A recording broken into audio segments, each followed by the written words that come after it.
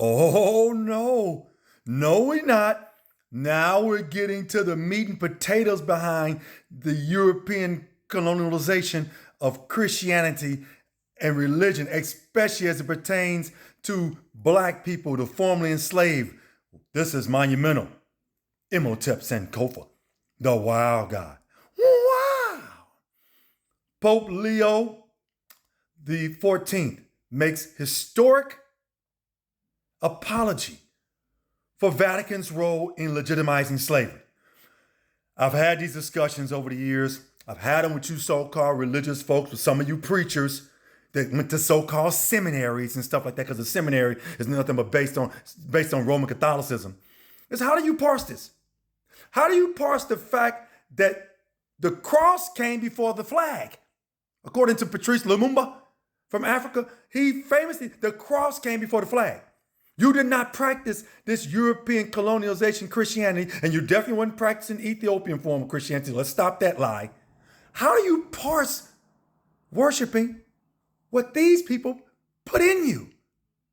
They did it. The Pope made the historic apology on Monday for the role of the Holy See played in legitimizing slavery and for having failed to condemn it for centuries, calling the Vatican's record a wound in Christian memory. Now, for historical context, Pope John Paul II apologized in 1988. He was over in Cameroon. He apologized again. I think he was in Curacao somewhere. He apologized for the Catholic Church's role in slavery in Latin America. I think you had Pope Innocent in the 1800s, or Pope, one of them, it'll be in this article, apologized in the 1800s. But make no mistake about it, the Catholic Church has never paid reparations. The Catholic Church was the main backer of slavery to convert you all to being the Christians that you are now. But you all don't want to deal with that subject. Hold on, we're going to keep going on. Past popes have apologized for Christians' involvement in the transatlantic slave trade, but no pope has ever publicly apologized, much less apologized for the role the past popes played in giving European sovereigns explicit authority to subjugate and enslave so-called infidels. You know, we were called infidels. Wow. History's first-born U.S. pope, whose family, he's the first U.S.-born pope, period. But I got to go to this other page. Quote, for the descendants of enslaved persons, this is once again a much needed apology from the Pope, unquote, says Butler, who is black. That means nothing. Where's the reparations? You owe.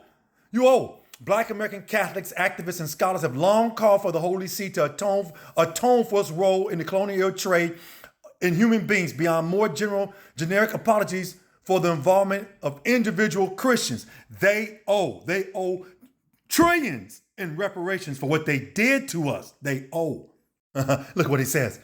Quote, it is impossible not to feel deep sorrow when contemplating the immense suffering and humiliation endured by so many in stark contrast to their immeasurably dignity as persons infinitely loved by the Lord, unquote. Leo wrote, quote, for this, in the name of the church, I sincerely ask for a pardon, unquote. No, we're not giving you a pardon.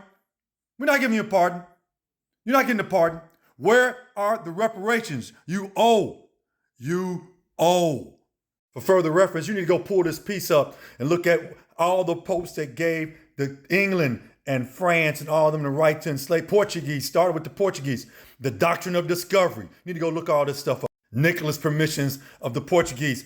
Pope Calaxius in 1456. Pope Sixtus. Pope Leo X in 1514. That's when they got the Spanish kings to start coming. In 2023, the Vatican formally repudiated the doctrine of discovery, but it never formally rescinded, abrogated, or rejected the bulls themselves. See what I'm saying? See what I'm saying? They only go so far, but they don't go far enough. Go look up this piece. This is important history. And you black Christians, how do you parse worshiping what these slave masters drilled into you? Why?